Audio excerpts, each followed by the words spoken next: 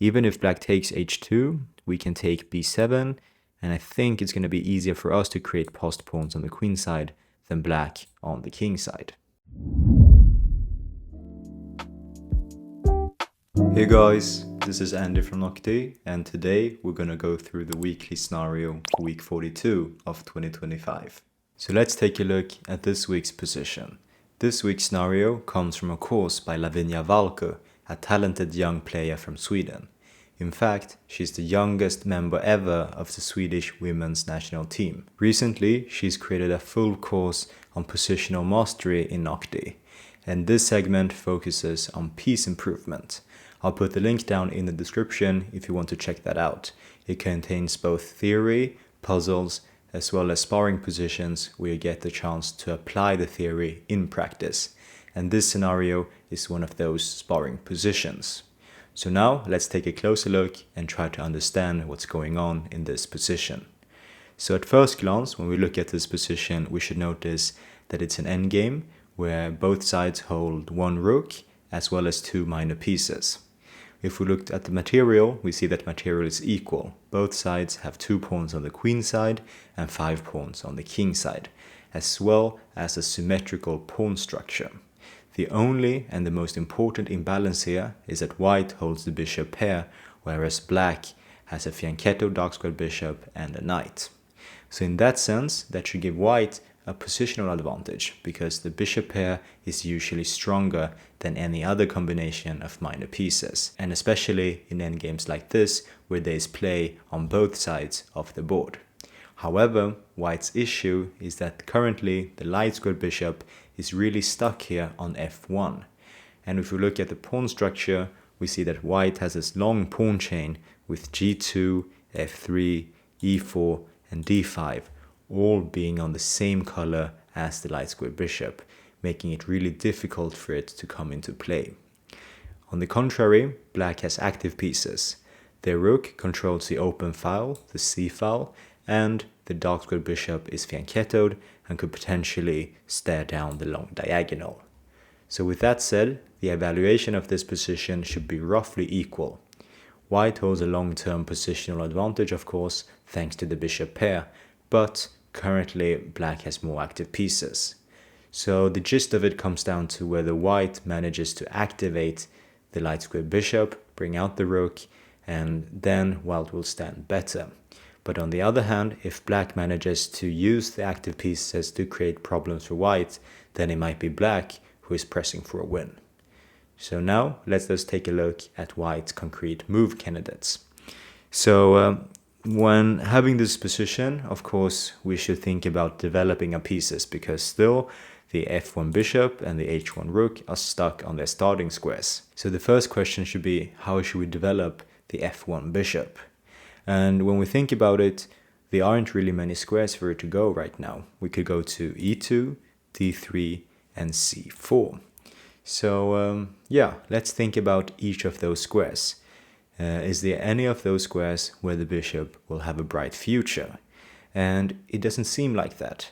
So first, on c4, of course, it will be vulnerable to black's b5 pushes, and also it will be just staring down on the own d5 pawn.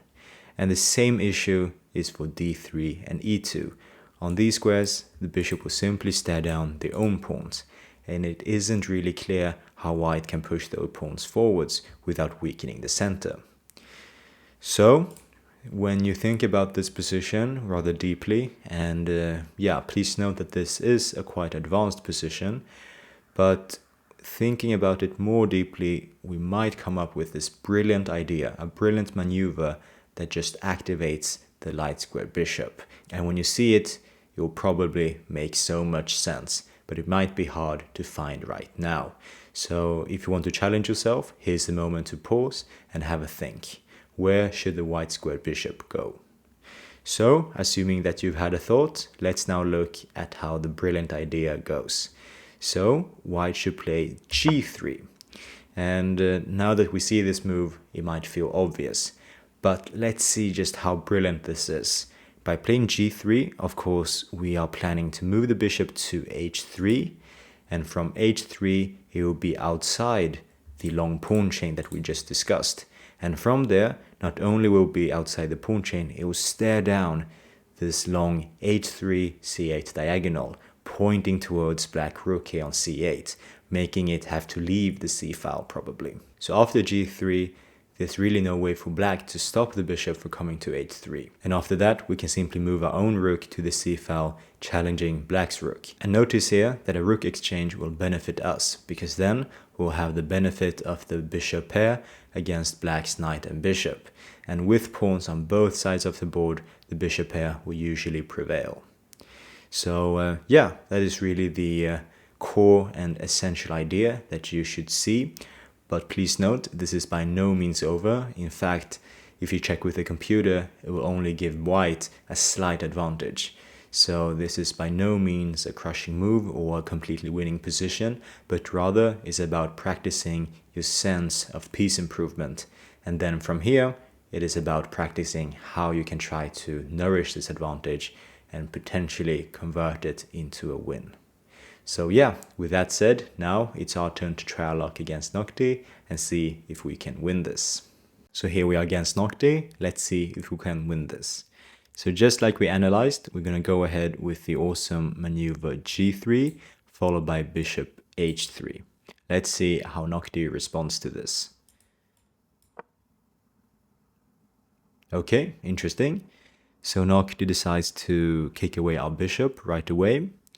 And here, another important concept of dynamic play is, of course, intermediate moves or intermezzos or Zwischenzugs.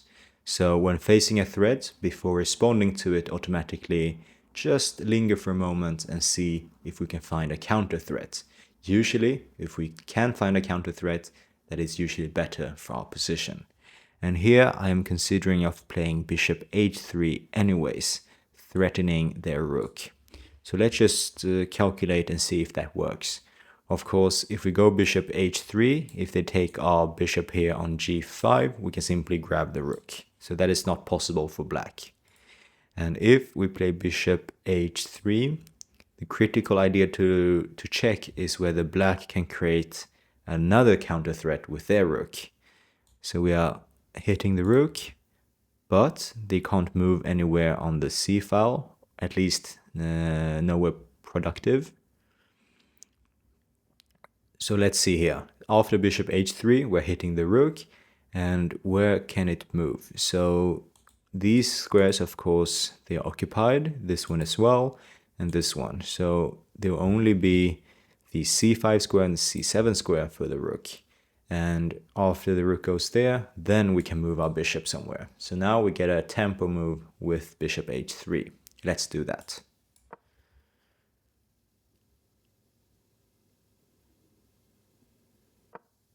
Okay, makes sense. Noctie plays rook c7, moving the rook while still keeping it on the c file. And now we have to move our bishop. And remember here, we don't want to swap it off with the knight because we want to keep the bishop here as long as possible to be able to use its advantage. So here we drop it back to e3 simply. And let's see what black does here. Okay, knight d7, and so far everything feels very natural. Noctie activates the dark square bishop, and then planning to perhaps relocating the knight somewhere on the queen side. So let's see. Now we should be able to continue with our plan of activating the rook and challenging black on the c file. So I'm thinking about rook c1. And now just ponder for a moment about the rook exchange. So if we play rook c1, black of course can exchange rooks. Or perhaps black is forced to exchange rooks because the rook doesn't have any good squares to go to. And we take back with the king. So after that, the knight might go to either c5 or e5. So if knight goes to e5, then it will be of course hitting the f3 pawn. And remember, our king is on c1. So then the f3 pawn will be hanging, and I think we can play then f4. And the knight will just be kicked away. And if knight goes to c5 instead of e5, then we can go back with the king and activate it. And the plan, of course, is then to infiltrate with the king to the queen side. And notice in the position is that they are queenside pawns, and our king is much nearer to the queen side than black's king. So that is also a crucial detail to notice. But here, let's just play rook c1 and try to swap rooks. Okay, here we are. Now we have a minor piece endgame. Let's see if we can navigate this correctly. So here my idea was to play f4. And my initial thought was that knight f3 just looks too dangerous going for the h2 pawn. But of course we have to calculate this, because after f4 and knight f3, the h2 pawn is looking difficult to save. But then we could perhaps go for a counter threat. We go bishop c8. And the idea is that even if black takes h2, we can take b7. And I think it's going to be easier for us to create passed pawns on the queen side than black on the king side. So yeah, let's try that.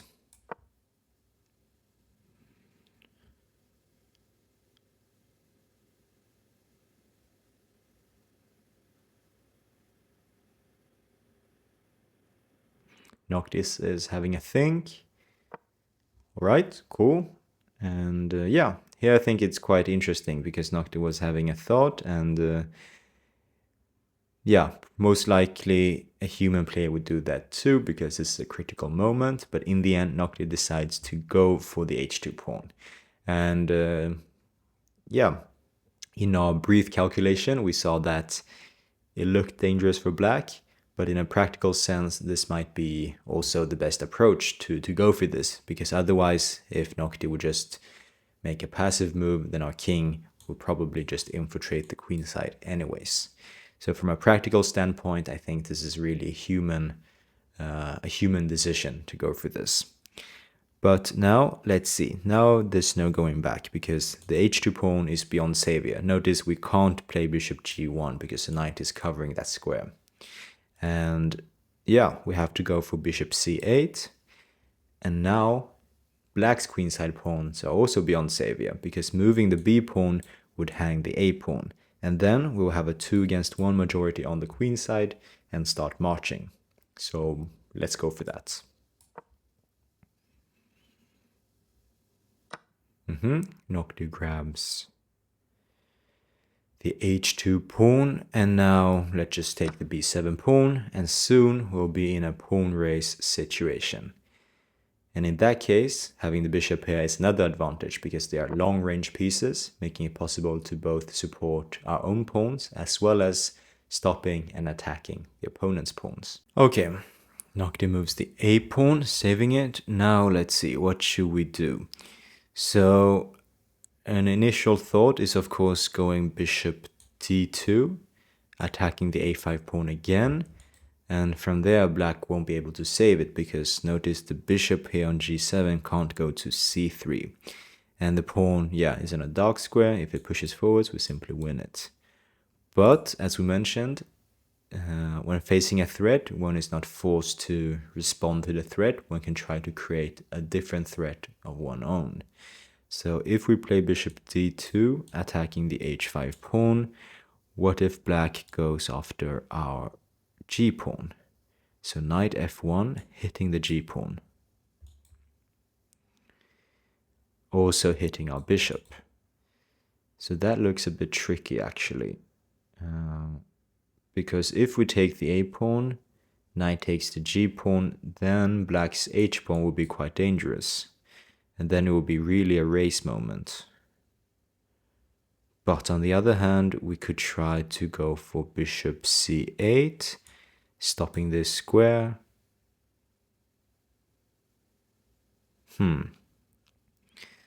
This is a critical moment for sure. Okay, what other choices do we have? Can we try to trap this knight somehow? Let's see. Or perhaps just marching up with the king. Well, b2 is covered, but going this way perhaps, and attacking the pawn and just create a passed pawn. So let's say if we play king c2, then the knight could go to f1 again, hitting the bishop, hitting the pawn. And after that, we could play bishop f2. Everything is defended, and then the knight looks quite trapped, actually. Yeah, I think that is more safe to play. Bishop d2 might work as well, but it looks a bit more complicated. And in these types of situations, I tend to prefer the safer option rather than risking anything. So let's go king c2. Nice, we got a purple move. So that is an excellent move. Happy to see that Noctie agrees with our idea. And now, of course, bishop f2, protecting the g3 pawn. And now the knight here does not have too many squares. Notice that these two squares are covered, this one as well, so the knight has only one square, and that is h2. Okay, Noctie goes g5. That is a reasonable move. I think the idea is to take here, and when we take back, they have a passed h-pawn. But what if we take? Okay, now I see. This move is actually quite tricky to face, because when we take, they take back. The bishop then could go to e5 and hitting our g3 pawn.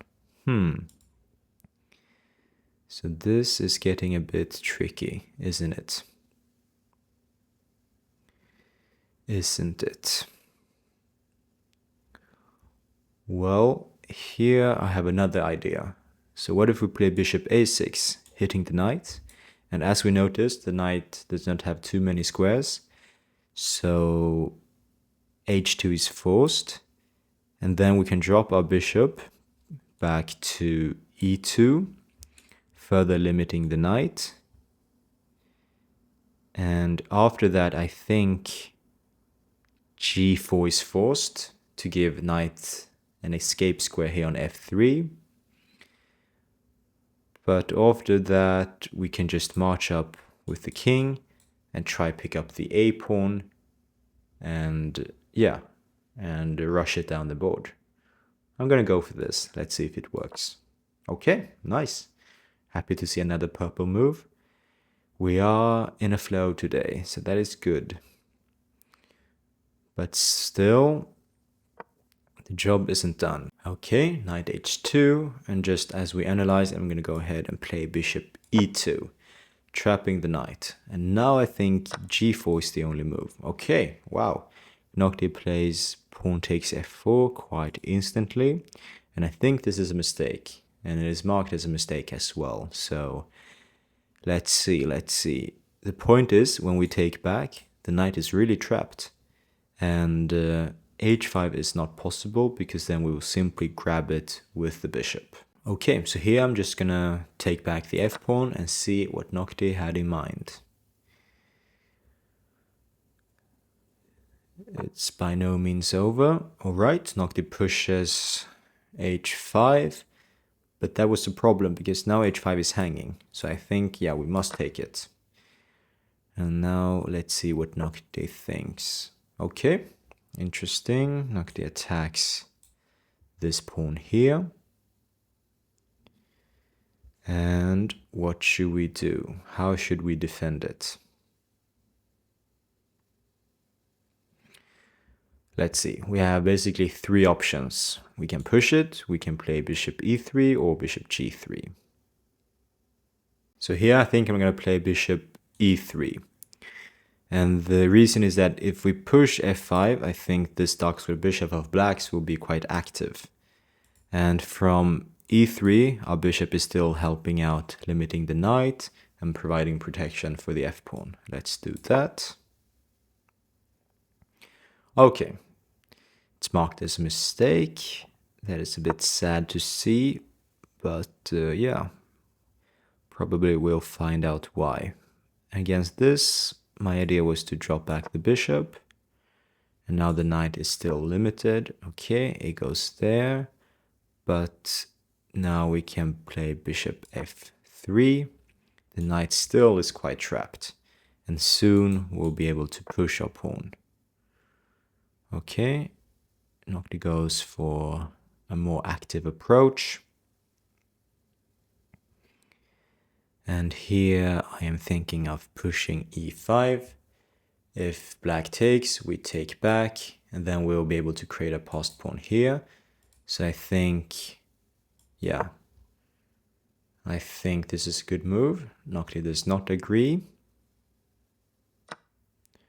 We take back, and now I think the exchange should be fine for us because the bishop is much stronger in these types of endgames. As we said earlier, it's a long-range piece, enabling it to both support our own passed pawns and control the opponent's. Okay, and now we would like to push forwards, wouldn't we? So I'm thinking of just activating the king to d2, c3, and then pushing the pawn to create a passed pawn. Let's do that.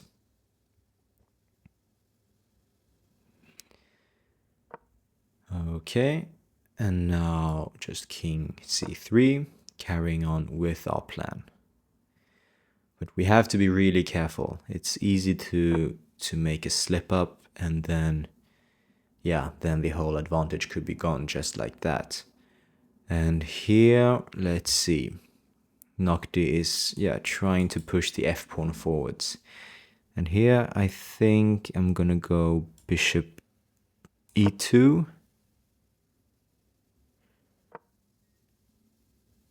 And when Noctie pushes, we go, where do we go? We go here. So the bishop is now still controlling the promotion square, and I think in some cases we can sacrifice it, because the knight would be too far away from the queen side. Let's see. Okay, Noctie is forced to capture, and now we have created a passed pawn of our own. And notice, in addition to the a-pawn, we have these two pawns that could create another passed pawn. Okay, Noctie is hitting our e5 pawn. So the question is, what should we do? Do we play e6, just saving it? Or do we play d6? Could that be a possibility? This was a tricky move. I think I have to save it. So I'm playing e6. And now the idea is really, yeah, if Noctie goes somewhere of those two squares, then we should be able to sacrifice the bishop and march down the a-pawn. And hope that black's knight does not have time to catch up. Okay, Noctie goes knight d2. It's marked as a mistake. So probably that means that this line is just winning for us. Let's just pause and calculate. We don't really have any choice though, but let's just practice our visualization skills. a4, f1 queen. We take it, knight takes. We have a5. Then the knight will need to get back as soon as possible. So perhaps knight e3, hitting the d5 pawn. We go king c5. Now perhaps knight f5, a6, knight d6, and a7. And there's no stopping the promotion. Okay. Let's see if this works out in our favor. And remember, we also have this asset, this 2 against 1 majority. So I have a good feeling about this. But remember, it isn't over until it's over. Alright, the king marches forwards instead. But now we just run with the pawn, run with the a-pawn.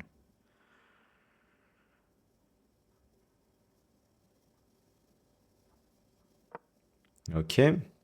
And now we can push it further. Remember the rule of the square? So now when the pawn is here on a5, we see that if we make a square down to the edge of the board, the rule is that if the opponent's king is within the square or can get within the square in the next move, then they can catch up to the passed pawn. But if they can't, then the pawn will be running down the board. So now let's just play a6. And in just 2 moves, we'll have a new queen. What does Noctie do? Alright, but that is too slow. We go a7, and now there is really no stopping us from getting a new queen. Okay, Noctie goes for our bishop. Here, I think... Okay, this could be a bit tricky. Well, I'm just gonna save the bishop. Notice this trick does not work because then we can just take and still guard the f1 promotion square. But we have to watch out for some interference tactics. And now we simply get a new queen, and from here it should be a fairly easy win. The idea is to, of course, neutralize the f2 passed pawn and then use the queen to win the game. And here we can play queen a1 with a pin on the knight, which can't be saved, and the bishop is still guarding the f1 promotion square.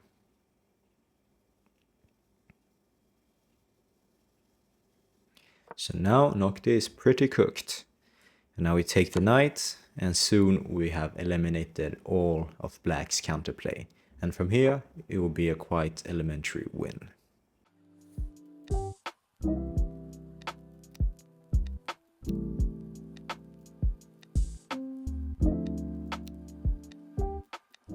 And now on the next move, we have checkmate with queen b7.